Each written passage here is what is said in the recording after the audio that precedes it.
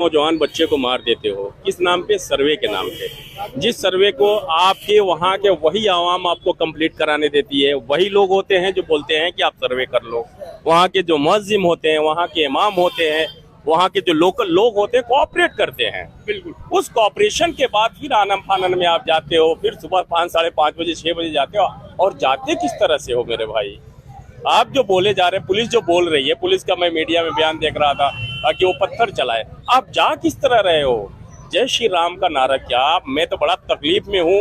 मैं जब से ये वीडियो देख रहा हूँ, ये जय श्री राम का मतलब क्या है? तो बिल्कुल गलत था। जब कोर्ट से आदमी आए हुए हैं और सर्वे करने जा रही है टीम, तो ये जय श्री राम, ये इस तरह के नारेबाजी क्या? ये जय श्री राम, मेरे को उनसे तकलीफ नहीं है। मेरे को तकलीफ इस बात से है कि जिस श्री राम को मर्यादा पुरुषोत्तम श्री राम बोला गया, मर्यादा पुरुषोत्तम बोला गया, उस श्री राम के नाम को तुम लोग लेके आतंक फैलाए हुए हो। तुम कहाँ ले जा रहे हो हिंदुत्व को? हिंदुत्व का मतलब तो यह है नहीं, सनातन का मतलब तो यह है नहीं, और इस्लाम का भी मतलब नहीं है कि किसी पे जबरन अपनी धर्म को थोप दिया और अपना धर्म मनवा ले। दूसरी बात, जो बात हमारे भाई बोल रहे थे डेमोक्रेसी, यह डेमोक्रेसी में, भारतीय लोकतंत्र में, भारतीय एक संसदीय प्रणाली है। डेमोक्रेसी का डेफिनेशन बोलता है कि for the people, by the people, of the people. Abraham Lincoln बोलते हैं कि लोगों के खातिर, लोगों के द्वारा जहां शासन चलाया जाए, प्रशासन चलाया गया, उसी को लोकतंत्र बोलते हैं। और हमारे महामहोदय, हमारे प्रधानमंत्री जी बोलते हैं कि दुनिया का लोकतंत्र जननी है, लोकतंत्र की जननी है भारत। उस भारत में भारत माँ के बच्चों को तुम खुलेआम गोली मार दे रहे हो, तुम्हारी प्रशासन गोली मार दे रही है। किस नाम पे? केवल मुसलमान के नाम पे मार दिया जा रहा है। ये डेमोक्रेसी बची है कि नहीं बची है? अब मुद्दा इस बात पे होना चाहिए। अब ये संसद में डिस्कशन का मुद्दा है कि क्या भारत में लोकतंत्र बचा है कि नहीं बचा है, क्या भारत धर्मनिरपेक्ष देश है या नहीं है। अब ये सवाल उठ रहा है, क्योंकि बाबरी मस्जिद के टूटने के बाद जब बाबरी मस्जिद शहीद होती है, 1991 में हमारा वर्शिप एक्ट आता है। उस एक्ट में बोला जाता है कि जो भी स्टेट रहेगा वर्शिप एक्ट में, चाहे वो हिंदू का धर्म स्थल हो, मुस्लिम का धर्म पूजा स्थल हो, सिख का हो, ईसाई का हो, बौद्ध का हो, जैन का हो, जो जिस स्टेट में है उसी स्टेट में रहेगा, उसमें कोई रद्दो बदल नहीं की जा सकती। उसके बावजूद तुम ज्ञान वापी को लेके आते हो, तुम संभल की मस्जिद को लेके आ जाते हो। केवल तुम्हारा वो राहत इंदौरी का एक शेर है कि सरहदों पे बड़ा तनाव है क्या? सरहदों पे बड़ा तनाव है क्या? कुछ पता तो करो, चुनाव है क्या? जब भी चुनाव आता है तुम्हारे पास कोई मुद्दे नहीं है। जैसे हमारे भाई लोग बोल दिए ना, भुखमरी तुम पे देखी जा रही है, इकोनॉमिक सिस्टम ध्वस्त हो चढ़ता है, हेल्थ सिस्टम खत्म हो चुका है, भारत बर्बाद के कगार पे खड़ा है। और तुम क्या लेके आए हो? तुम्हारा ये 2025 का मुद्दा हिंदू मुसलमान का मुद्दा होने वाला है।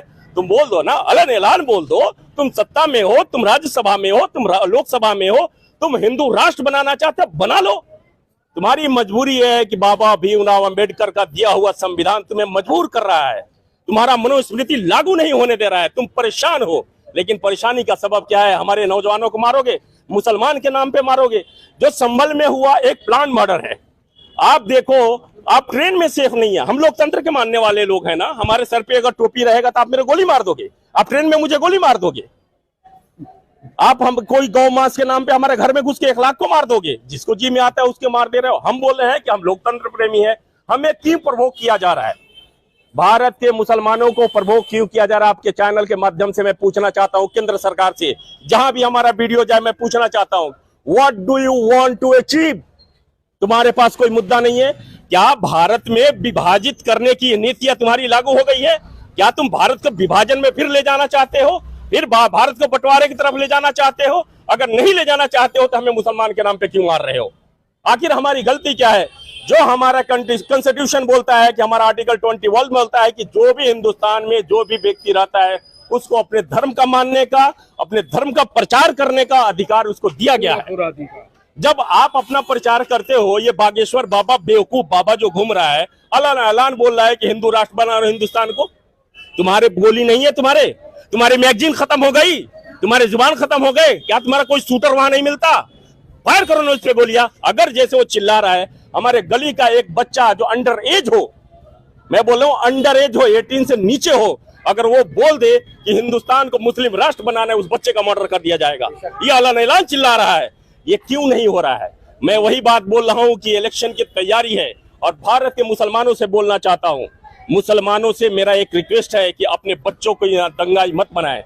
ये कुछ दिन का वक्त है, जब फिरौन नहीं रहा तो ये भी नहीं रहेगा, जब हिटलर नहीं रहा तो ये भी नहीं रहेगा, और जब हिरण्यकश्यप नहीं रहा तो ये भी नहीं रहेगा, जब तुम्हारा ये कंस नहीं रहा तो तू भी नहीं रहेगा। जो सत्ता में बैठ के तू कंस का रूल अपना रहा है। तुम्हारा धर्म बोलता है कि जब भी धरती पे अत्याचार होता है तो श्री राम जैसे लोग पैदा होते हैं, कृष्ण जैसे लोग पैदा होते हैं, कोई ना कोई भारत में पैदा होगा और तेरे सत्ता को चूर चूर कर देगा, तुझे फिर जमीन पे लेके आएगा, तुम्हें एहसास होगा कि तुमने क्या किया हिंदुस्तान के साथ। हिंदुस्तान की आजादी बहुत मुश्किल से मिली है और यह परेशानी का सबब है। मैं तो बोलता हूं कि मुसलमानों को डिफेंस जोन में नहीं बोलना चाहिए। हमें नहीं मालूम कि हम पे एक्ट लग जाएगा कि नहीं लगेगा, हम कब अपनी बात करेंगे, हमारी परेशानी नहीं है।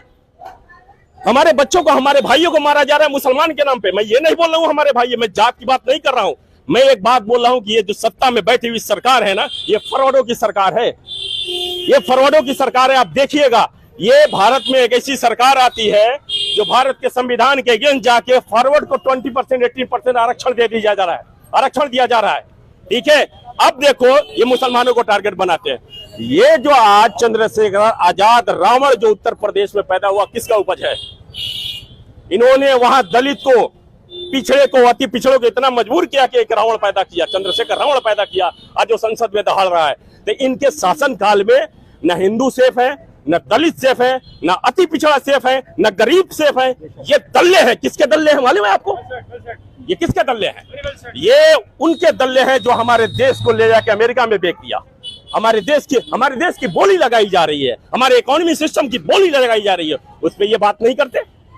ये हमें केवल मुसलमान के नाम पे मारेंगे।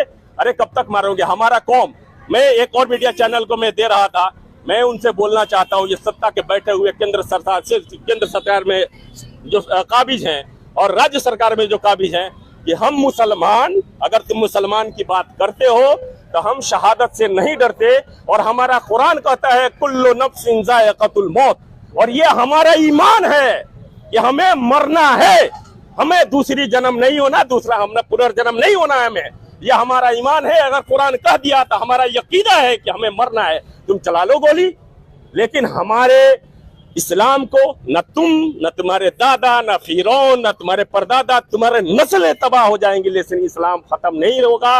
ये क़यामत तक इस्लाम रहेगा, जब तक क़यामत नहीं आता है। जी, शुक्रिया इंशाअल्लाह। ये आप देख रहे हैं यहाँ पर खतीब त्यामी और ये लोग हैं, और काफ़ी दिल्ली की जो पब्लिक है वो जामिया नगर की, वो काफ़ी नाराज़ है जिस तरह से ये संभल में दंगा करते हैं और लोग मारे जाते हैं और कुछ गिरफ्तार भी हुए, और जहाँ जो है ज़ख्मी भी हुए काफ़ी तादाद में।